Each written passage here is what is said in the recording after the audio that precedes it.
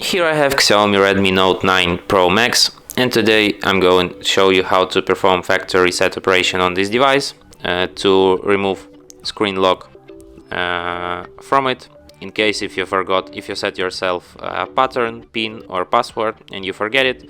So what you have to do is to turn your device off by holding power key, next tap power off, and after it turns off completely, hold down combination power key and volume up at the same time for a few seconds.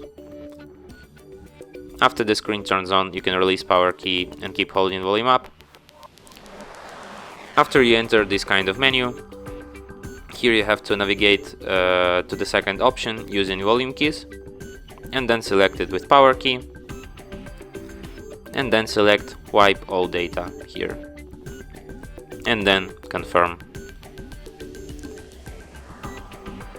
Data wipe successfully, and now we're going back to the main menu and then tap reboot to system, and after that your device will be restarted in about a minute or so.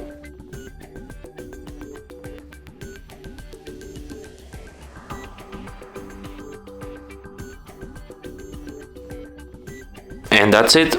Thanks for watching. If you find this tutorial useful, don't forget to hit that like button and subscribe to our channel.